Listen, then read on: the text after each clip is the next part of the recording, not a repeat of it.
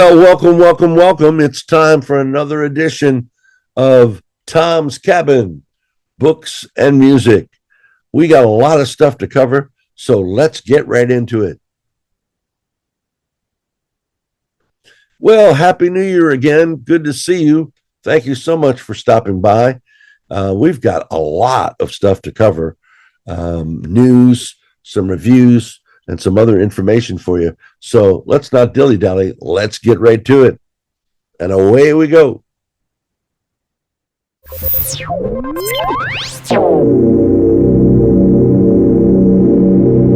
We'll have another great author interview in Author Spotlight next week.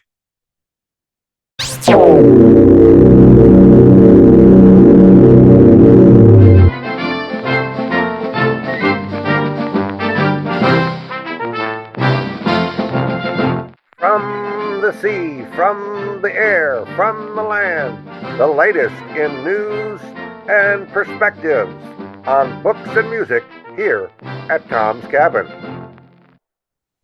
Hey, it's time now for some news.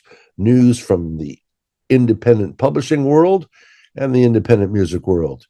I want to start out with this news story coming in, the National Book Foundation. Now, we covered the National Book Foundation back, I want to say it was episode 17, if I'm not mistaken. We covered the nominees, and sure enough, they had the award ceremony. It was a big to-do. I didn't go.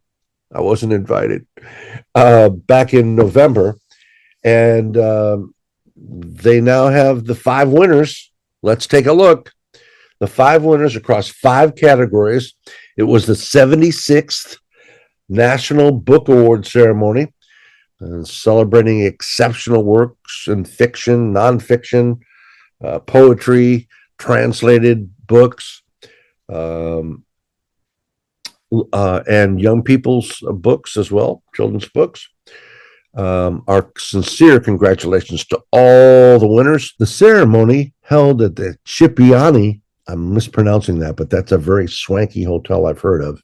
The ceremony was held at Cipriani, Wall Street in New York City, and was live streamed for audiences worldwide. It was hosted by Jeff Miller and had musical performances by Corinne Bailey, Rob, Josh Goldeman, and it was moderated as a YouTube live chat, engaging viewers throughout the evening. They were inspired by really good speeches and presentations. So let's take a look at the 2025 winners for the National Book Foundation's Book Awards. First, let's start with fiction. I'm not even going to attempt to pronounce this gentleman's name. I want to say it's Rabib, and then a name I can't pronounce, and I'm sorry for that. But he wrote the true story of Raja the Gullible and his mother. It's published by Grove Press, Grove Atlantic. And congratulations, he won in the fiction category of the 2025 National Book Foundation's Book Awards. Moving forward, we can't forget nonfiction. The National Book Awards nonfiction winner was Omar El Akid for One Day Everyone Will Have Always Been Against This. I love that title. That's from Knopf and Penguin Random House Publishing. And congratulations to Mr. Omar there. And in the poetry category, Patricia Smith walked away with the honors for her book, The Intentions of Thunder, New and Selected Poems. And it's published by Simon & Schuster under the Scriber sub-publishing head. Congratulations there to Patricia Smith. Intentions of Thunder. That's a great title. And so for the National Book Awards in translated literature, how about Gabriela Cabzon for We Are Green and Trembling? It's translated from Spanish to English, and it was published by National New Directions Publishing. For young people's literature, the award winner was Daniel Nagin for Teacher of Nomad Land, a World War II story. And that was published by Oveto Publishing.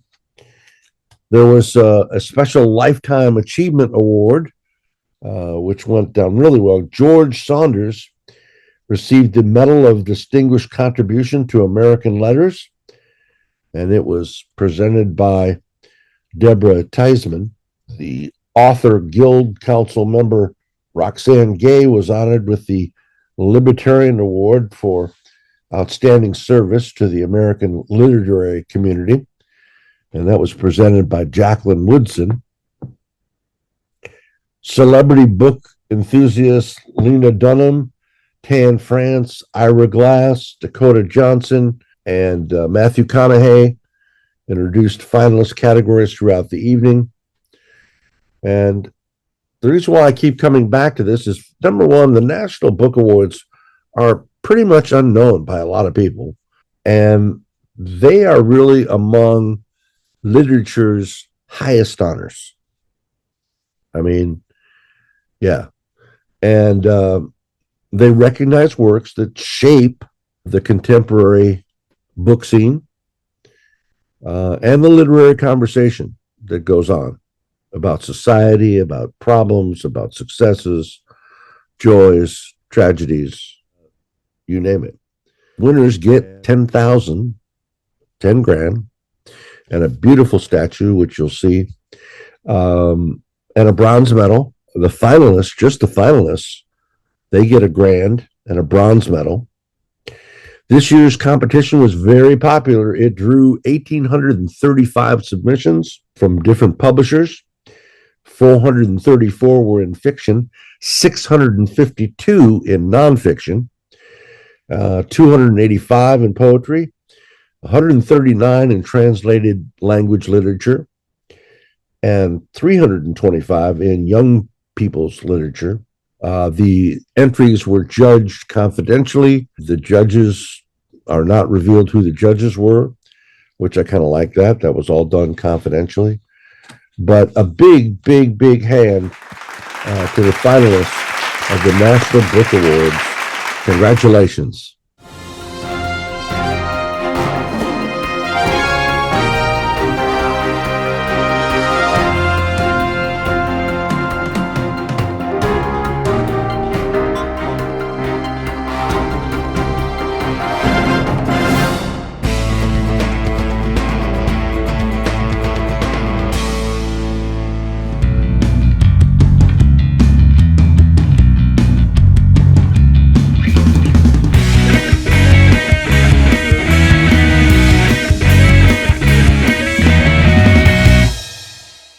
Well, it's time to take a look at something special.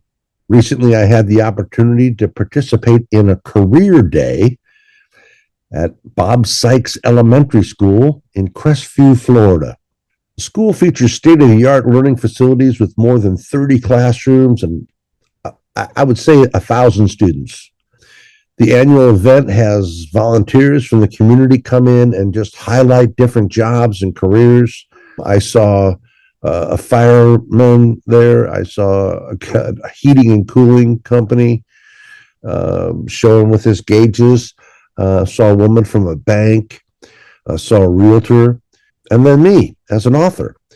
And I was just honored to be asked. And it's an annual event, and it's all volunteer, and highlights various careers and jobs in the community, that a young person might be interested in. And these are everywhere from third or fourth grade up to sixth or seventh grade. So it's a formative time of year for a young person. I was honored to be invited and represent being an author.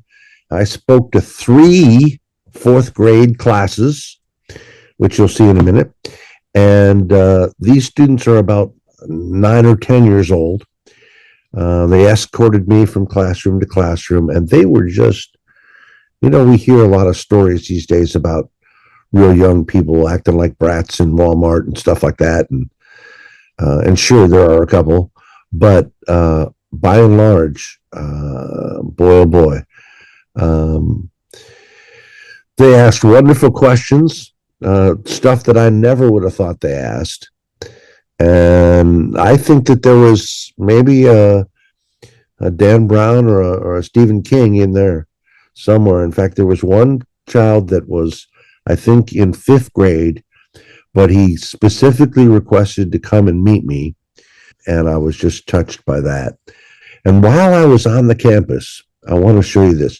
While I was on the campus, I came across the Bob Sikes Elementary Reader's Oath. It's a reader's oath, and it goes like this. I promise to read each day and each night. I know it's the key to growing up right.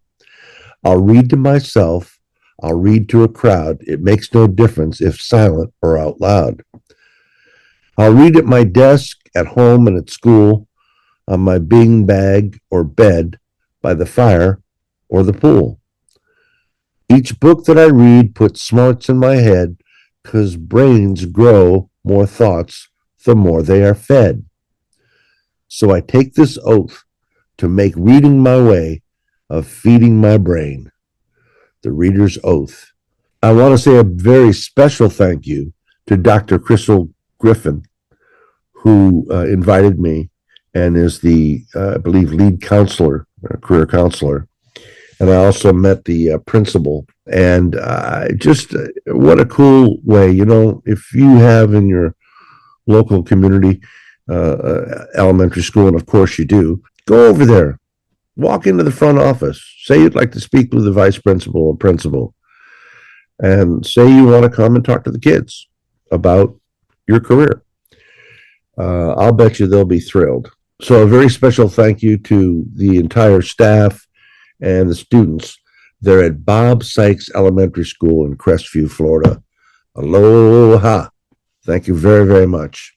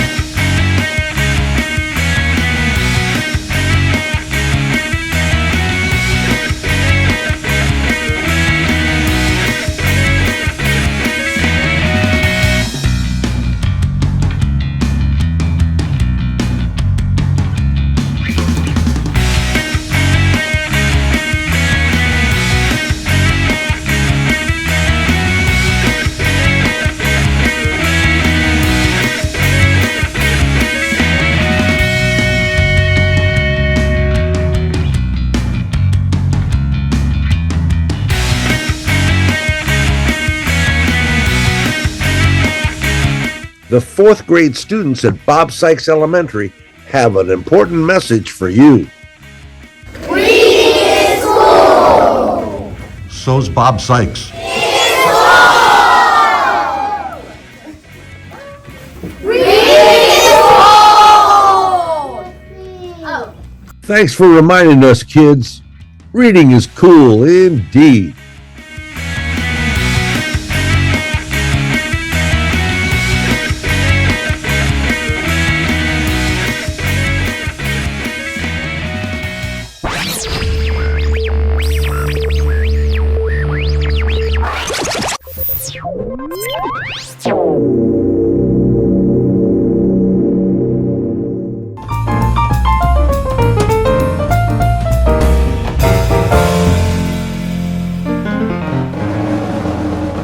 Well, in this week's bookstore spotlight, not every week we have it, but this week we've got a fairly new source of books. It's brought to us by the folks that bring you Marlowe, a manuscript analyst software. These folks have brought us Bringe Books. It's a new site, and you have deals on wonderful array of different books, and discounts, which is always nice. We love discounts, right? And they say it's a place where you can find your next great read. Now, the website is still in beta. Why, I don't know, because it's been in beta for over a year. But they have, as you can see here, all different kinds of, all the genres: fiction, historical fiction, mystery thriller, romance, horror, science fiction, young adult, memoirs, debut novels, and they break it all down for you, which is very, very nice. Bringe Books also has a wonderful book club. Binge Book Bringe Books also has a wonderful book club. Say that quickly 3 times. Bringe Books Book Club. And they get together online and discuss different titles, and it's exciting and people enjoy it. The other thing is that's kind of interesting. They break it down by genre, and this was started by the same company that did Marlowe, that does Marlowe. I want to say it's AI something, but it was started, as I recall, by like 150 or 200 best-selling authors came, and they were their founders, and they're put money in to do that. They have a wonderful, wonderful phone app, which is kind of interesting, breaking everything down by genre. Here's for example, the interface. You can browse curated choices, new releases, 50% off deals, bestsellers.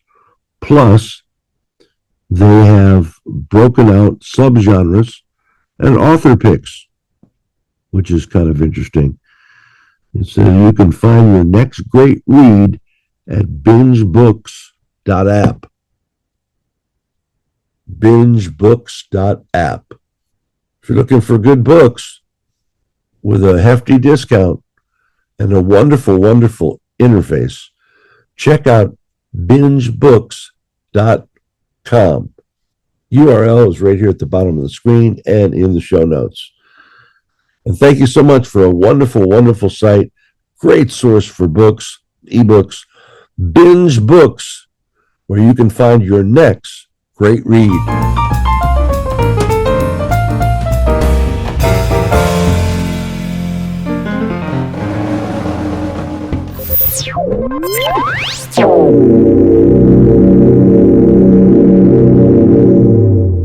Hey, circle the date on your calendar, March 28th.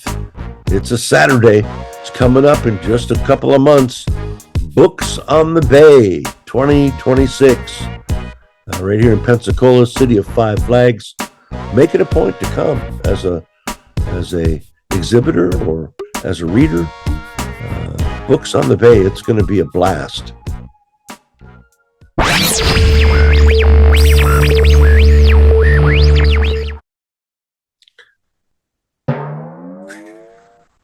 Man, I've been hard at work in the lab, working on some book promos.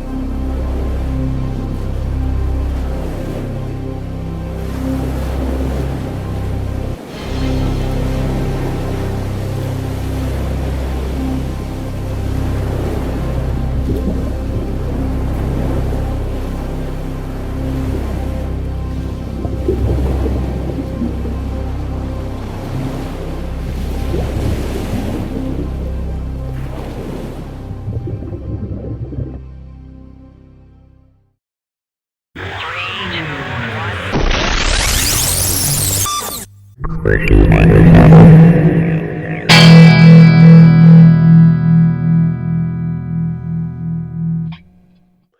I want to say thank you so much.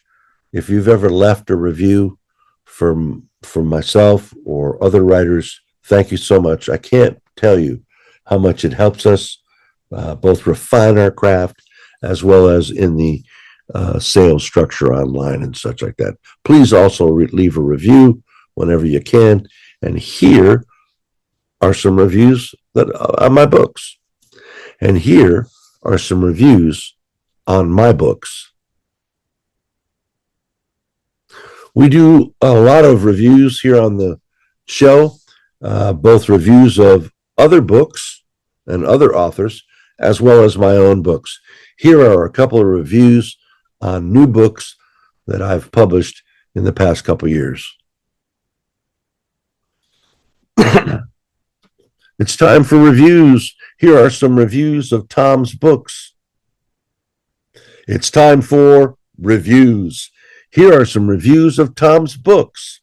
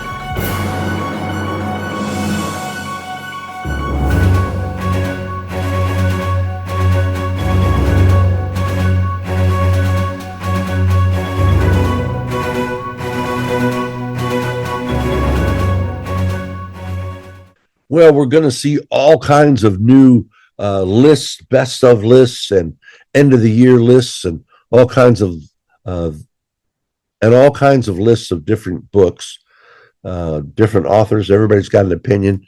But here are, according to Amazon, the world's largest bookseller. They get their editors together, and they have come out with the best books of 2025. Let's take a look. Well, the world's largest bookseller has come out with its best of books of 2025. And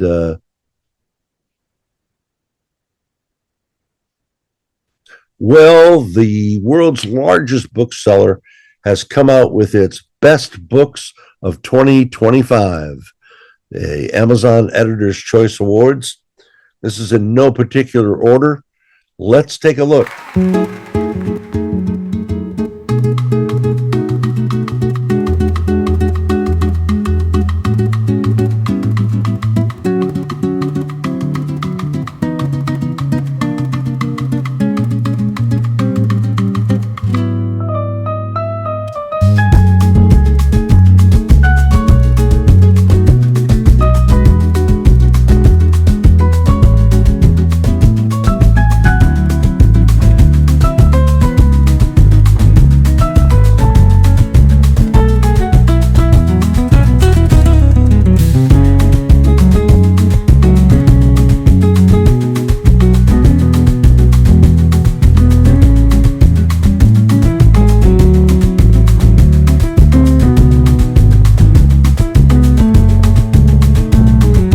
Well, there you have it, Amazon's best books of 2025.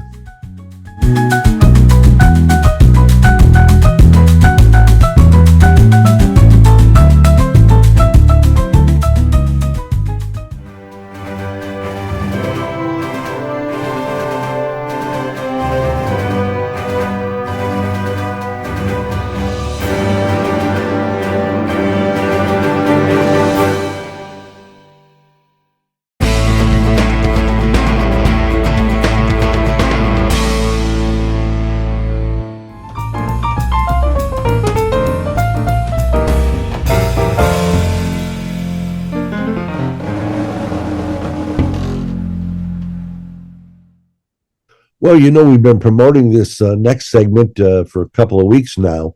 It's the best audiobooks for 2026. We've taken a look at the market.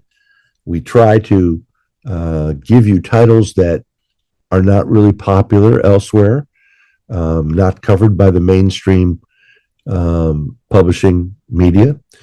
And I think we've got an eclectic and wonderful group of audiobooks for you to take a look at in 2026. As we move into 2026, here are some audiobooks I plan on listening to. I think of note right out the gate is talk show host Trevor Noah's Into the Uncut Grass, and Supreme Court Justice Brown Jackson's Lovely One are two audiobooks that have earned 2026 Grammy Awards, and they are certainly greatly anticipated.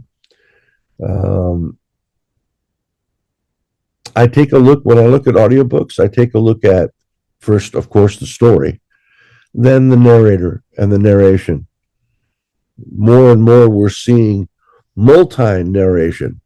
When a book has multiple characters conversing with dialogue, more and more we're seeing audiobooks have voice actors voicing those parts. And I just love that. It's almost like old radio. So let's take a look. Without further ado, here are Tom's top 20 audiobooks for 2026. Here are Tom's top 20 audiobooks for 2026. Let's start off with The Wedding People. It's a solo traveler at a Newport wedding venue is mistaken for a wedding guest, leading to unexpected connections with the bride and a journey of personal transformation by Susan Kroenke. Next up, There's a top 20 audiobook for 26. First Lie Wins, a novel by Reese Spooney. It is about a woman living as Evie Porter, and she must navigate a dangerous game of identities while her real past threatens to catch up with her. It was a Reese Witherspoon book club pick, and it looks very, very interesting. This next one I have not read, but I definitely plan on it. It's one of my favorite actors. Future Boy, Back to the Future and My Journey Through Space Time. Future Boy, Back to the Future and My Journey Through the Space-Time Continuum by Michael J. Fox. It's also narrated by Michael J. Fox. As you know, he is suffering from Parkinson's disease. And boy, did we get excited when it was confirmed that Michael J. Fox was going to read Future Boy, his poignant, heartfelt, and funny memoir about one of the most chaotic but rewarding years in his life. And his performance here as himself is as unforgettable as his portrayals of Alex P. Keaton, boy, a young Republican, and Marty McFly. Who could ever forget Marty McFly?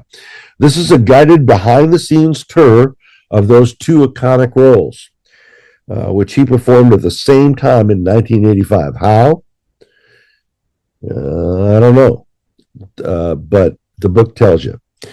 Featuring outside sources and Fox's own reflections, this is an entertaining dive into movie making, legendary television, and a beloved and much admired actor who, thanks to his perfectly played characters, will always be a part of our memories and of our vision and approach to the future. Michael J. Fox. Moving ahead for great audiobooks in 2026, how about Hear One Moment by Lainey Moriarty, the #1 New York Times bestseller. It's a beloved author. She's written Big Little Lies, Apples Never Fall, The Husband's Secret. This is a new moving novel of love, marriage, family, and trying to find certainty in a fragile world. Moving forward for great audiobooks in 2026, how about Death Row, The Alibi Collection by Frida McFadden. Boy, you know, talk about on a tear. Frida McFadden, you can't open up a article or page and not see her books. Goodreads, in the Goodreads voting for the best book of 2025, she had 3 entries in the fiction category. I think that's too many myself, but so Death Row, The Alibi Collection by Frida McFadden. With all hope of an appeal fading away, the fate of a condemned murderess takes a shocking turn in a breathtaking short story by the #1 New York Times bestselling author of The Housemaid, Frida McFadden.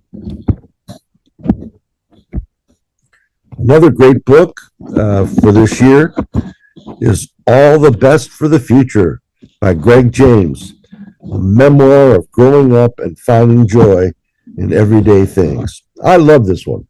It was funny, emotional, in equal measure.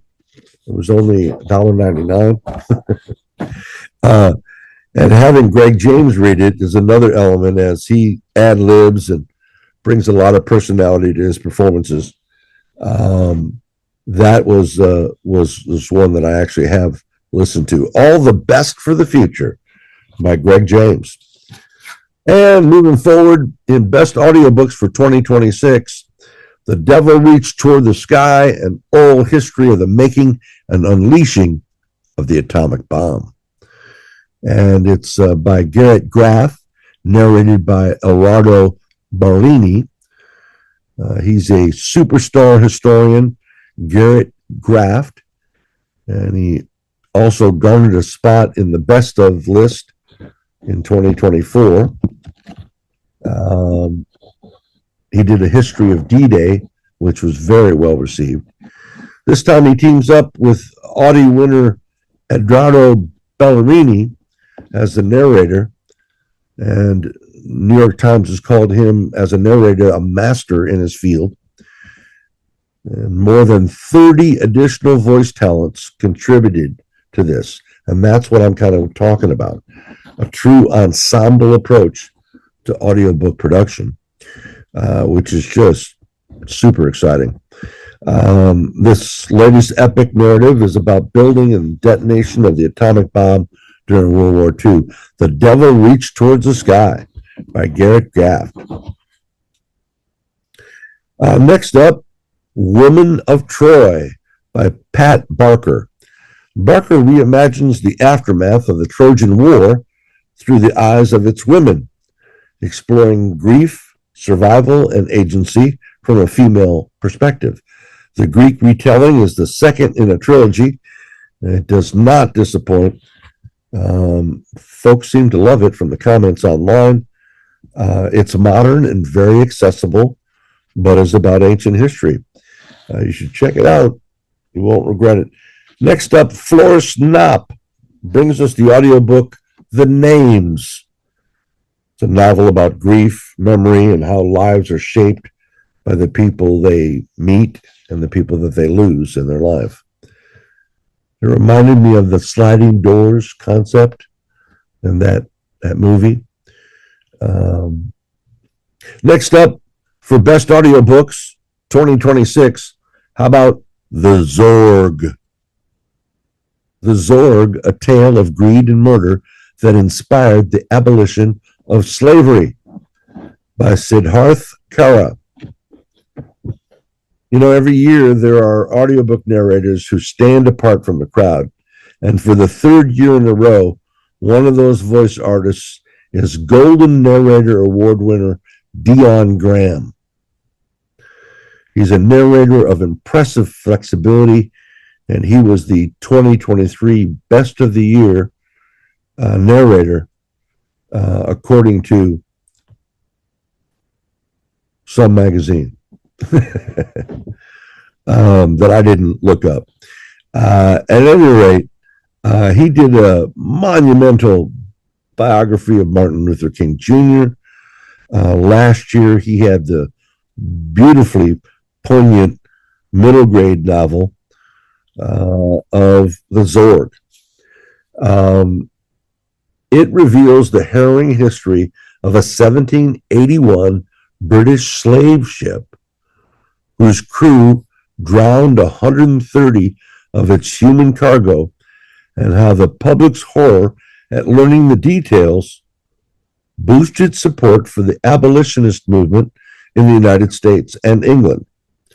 Graham's energetic approach to the heavy amount of historical detail and his commitment to making sure we understand the entire story and the heavier emotional drama makes his repeat appearance on this list very well deserved.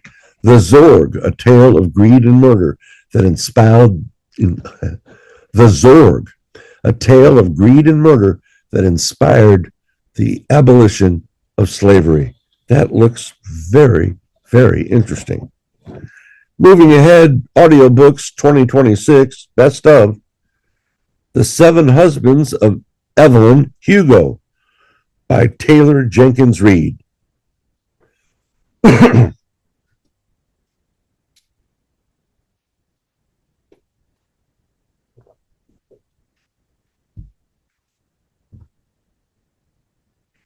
Moving ahead for Best Audiobooks 2026, how about it for The Seven Husbands of Evelyn Hugo by Taylor Jenkins Reid.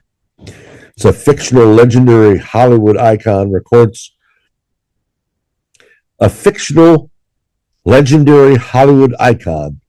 recounts her glamorous life and the secrets behind her 7 marriages. Wow. This book was addictive, and reviewers say they loved how it blended fiction and nonfiction, and the narration supposedly is exceptional. This next book was also a big success in the print book market, and now here it comes with an audiobook for 2026. It was a pick, a Jenna pick for the book club. It's called Buckeye by Patrick Ryan, narrated by Michael Crouch. Love, war, births, deaths, coming together, falling apart. These are the things of life. And it's an intimate portrait of small town mid-century America and the power of a single moment. It's a sweeping, multi-generational American saga. The writing is both straightforward and poetic and expertly handled by golden-voiced narrator Michael Crouch. His performance earned him an, quote, Earphones Award from Audiophile magazine. Patrick Ryan with Buckeye for 2026. Moving forward, how about Rachel Joyce bringing us the new book, the new audiobook, The Unlikely Pilgrimage of Harold Fry. Harold Fry is an ordinary man who sets off on a spontaneous pilgrimage to save a dying friend. Get prepared to cry. This is a too-hanky affair. It's read by Jim Broadbent, who I wasn't familiar with, but there's something really special about this listen. I felt like I was walking with him, and he was telling me, when you buy this, bring a tissue. The Unlikely Pilgrimage of Harold Fry by Rachel Joyce. As we move ahead with the best audiobooks for 2026, how about The Last List of Mabel Beaumont by Laura Pilson? Marble sets off on a mission to finish her dead husband's to-do list, making new friends and discovering more about herself along the way. The narration in this audiobook is fantastic, according to customers. It's sad, funny, sweet. Quote, if you need a comforting listen, this will transport you to your Nan's living room. Oh, Nan, your grandmother's living room or your mom's living room. That's what one reviewer said. Going Home in the Dark by Dean Koontz, one of my favorite authors, is naturally on the list of best audiobooks for 2026. Going Home in the Dark is when hometown horrors come back to haunt, and friendship is a salvation in this novel about childhood fears and buried secrets. New York Times #1 best-selling master of suspense, one of my favorite authors. I loved Intense. Dean Koontz, Going Home in the Dark. Also on the list, audiobook Everything I Know About Love by Dolly Alderton. By Donnie Alderton. Everything I Know About Love by Dolly Alderton. It's a nostalgic memoir about friendship, heartbreak, growing up and learning to love life. If I were a teen in the 2000s, if you were a teen in the O's, 2000, 2005, 2010, you'll love this book. Everything I Know About Love by Dolly Alderton. Sarah Winman, also on the list of best audiobooks for 26. She brings her new book, Still Life. It's a tale of love, memory, and art spanning decades and 2 world wars. Still Life's incredible writing and characters. There's lots of conversation, and the narrator just brings them to life beautifully. Critics seem to love it. The new book, the new audiobook, Still Life by Sarah Winman. Also on the list, The Voyage Home by Pat Barker. It's set after the Battle of Troy, and this show, The Voyage Home by Pat Barker, set after the Battle of Troy, the story shows friendship, love, and the brutality of war.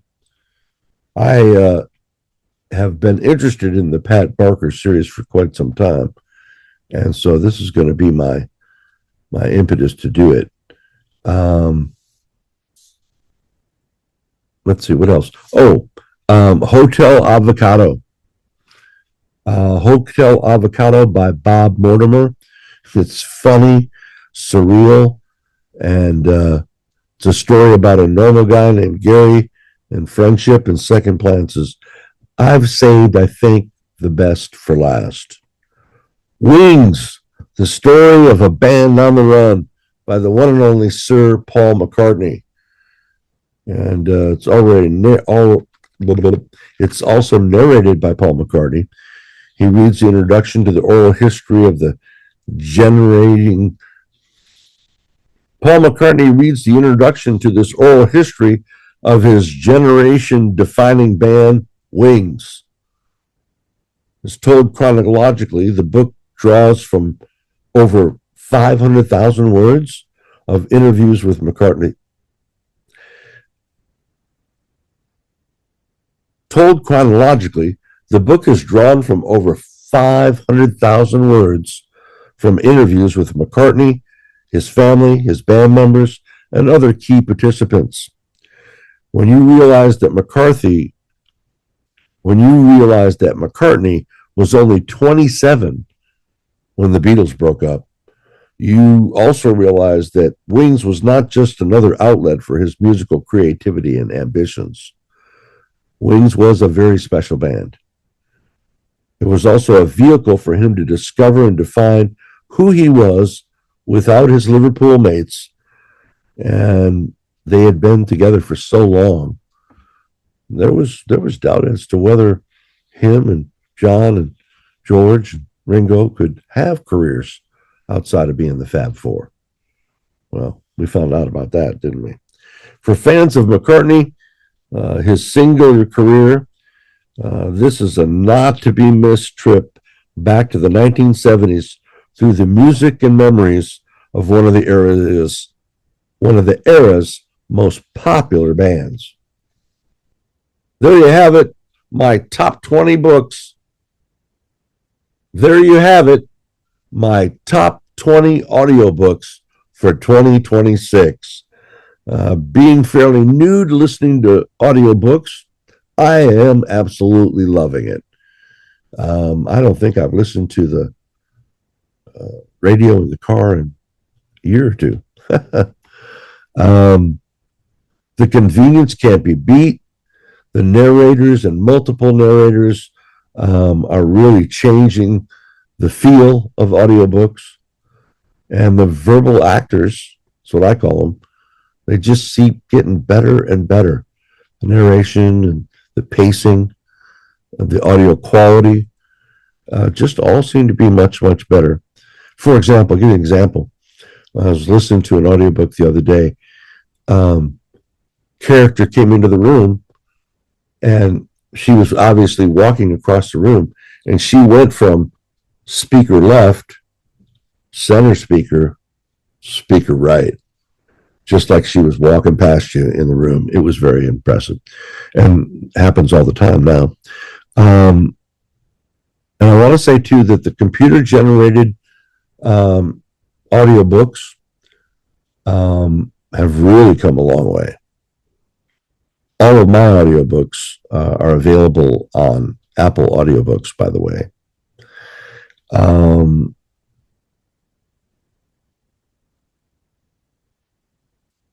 And even the computer-generated narrations are miles and away better than they were 1 or 2 years ago. That said, I always listen to an audiobook 2 or 3 times over a month before it leaves rotation. And just for the record, I always listen to an audiobook 2 or 3 times over the course of about a month month and a half before it leaves rotation. So I get a real good feel for, because you can't just listen to it once. I mean, you could, but I glean so much when I listen or watch a movie, for example. When you watch it on the third time, you're catching nuances that you would never catch at the first viewing or listening, in my opinion. Let's take a look, and away we go.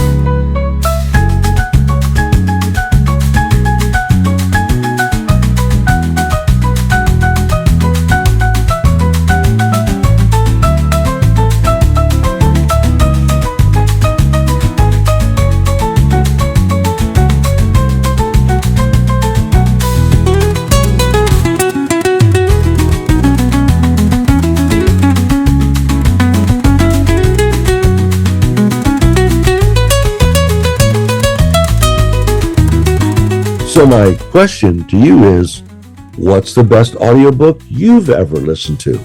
Let us know in the comments. Thanks so much for checking out the best audiobooks for 2026.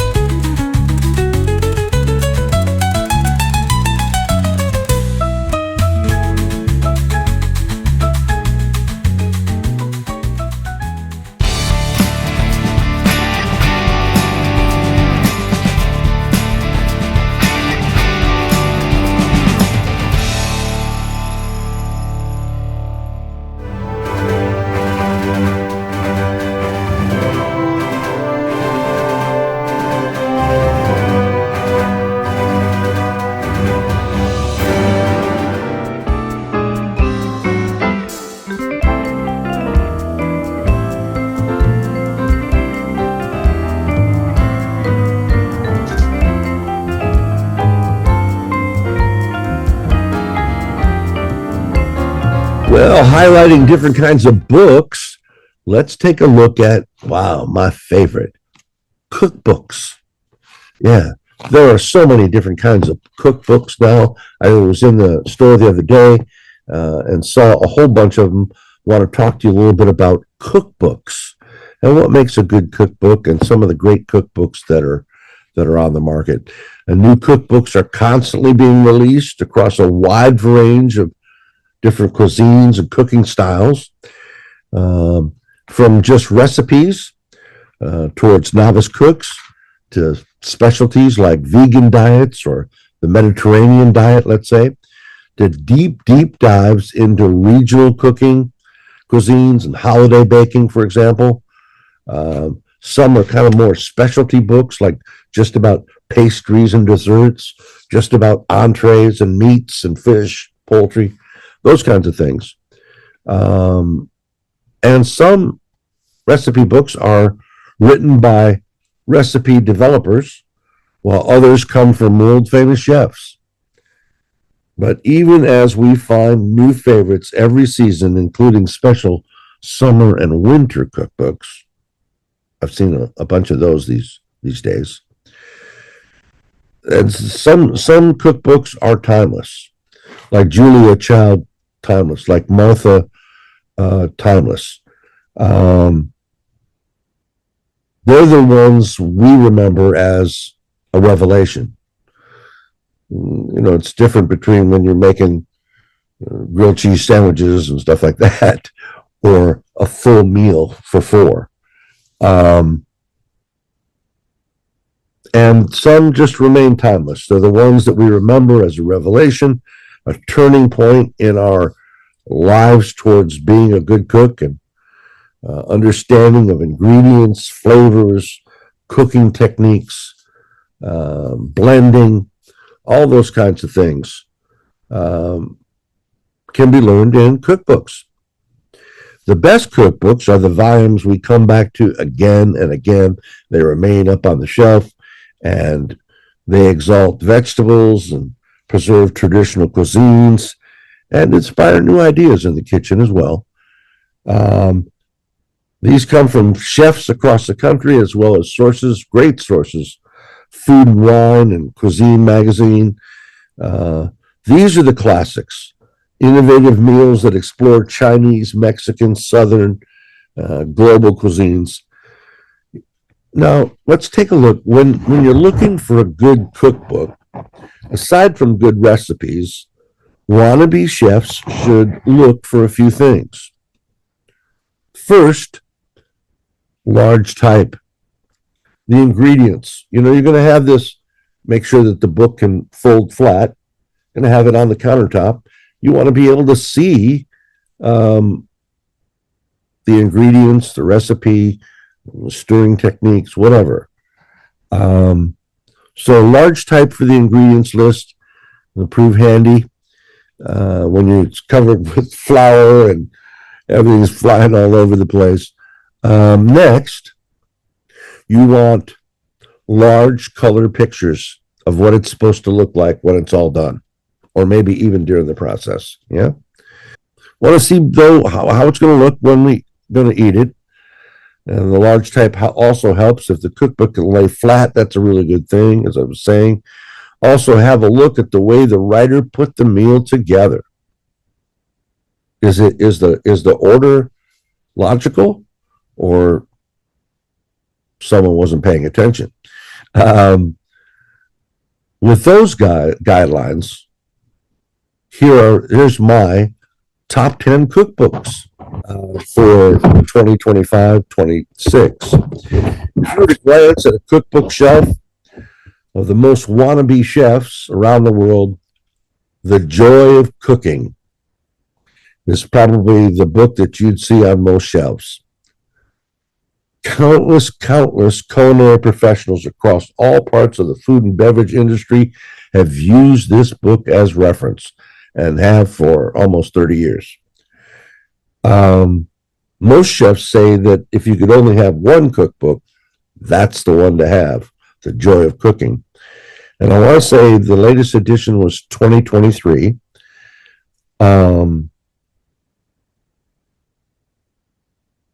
I would certainly say that it helped me become a better cook. We have a copy in the shelf there. Initially published by Irma Ramar in 1931, The Joy of Cooking has helped generations of cooks learn the basics and apply classic recipes and techniques to their repertoire to feed themselves, their families, the people they love. And interestingly enough, it was not penned by a chef. She was not a trained chef or anything. She just put together she didn't have any formal culinary training or anything like that. She was a home cook through and through, and that sensibility of feeding people as opposed to making a statement with food, that comes through loud and clear in that book. So part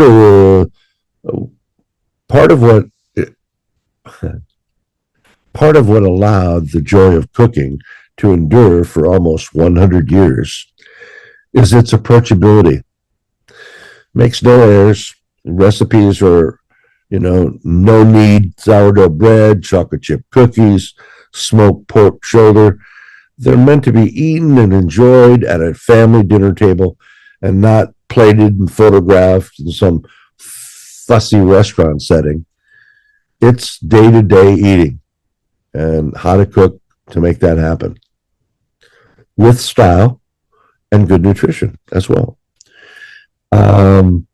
The current version we have, I believe, is the 2023 edition.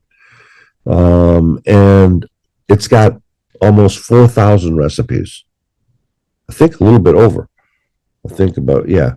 And it's not only got Irma's recipes from back in 1930s, but it's got her descendants, her three descendants, daughters, granddaughters, which I think is really fascinating as well. But you should definitely have that on your shelf if you want to learn how to cook. The joy of cooking. Having these cookbooks in your cupboard will ensure that you have the maps and tools to make memorable meals quickly, easily, and economically. Let's take a look at some of the popular cookbooks that are out these days. Having these cookbooks in your cupboard will certainly ensure that you have the maps and the tools and the recipes to make memorable meals quickly and easily and economically for yourself and your family. I wish you bon appetit.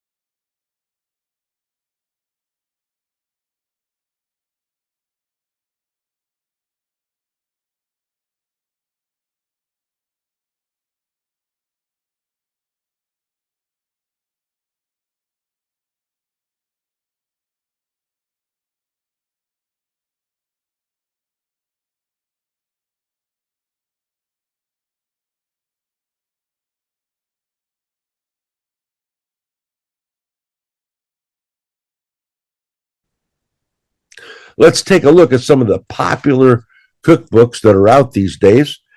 Having these cookbooks in your cupboard will certainly ensure that you have the maps and the tools and the recipes to make memorable meals quickly and easily and economically for yourself and your family. I wish you bon appetit. Well, that's it. The best cookbooks of 2025. Yummy. And there you have it, the best cookbooks of 2025. And of course, a couple in there that are classic, timeless. Well, there you have it, the best cookbooks. Go check them out, make a meal, and invite me over.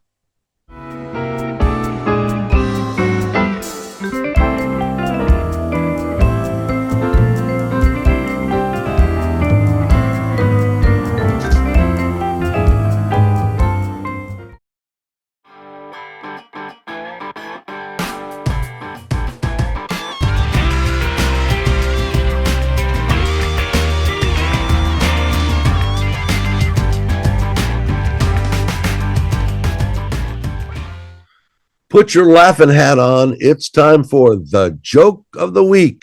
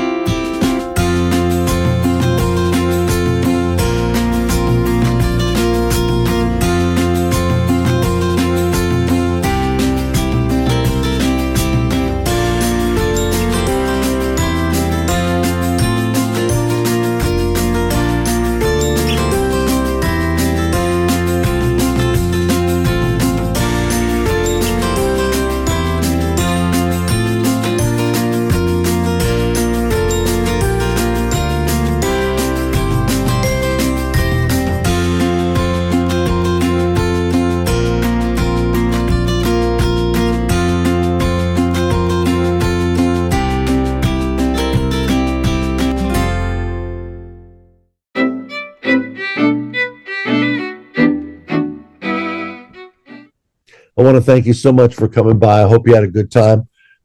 We try to give you all kinds of information about our passion, books, and music. If you've got suggestions for the show, please send me an email. We'd also love to have you on the show. Maybe do a book review or a music review, or just ask some questions. I get lonely. Please send me an email. bookinfo@nextstopparadise.com. Thanks again for coming by, and see you next week. And you make it a great day.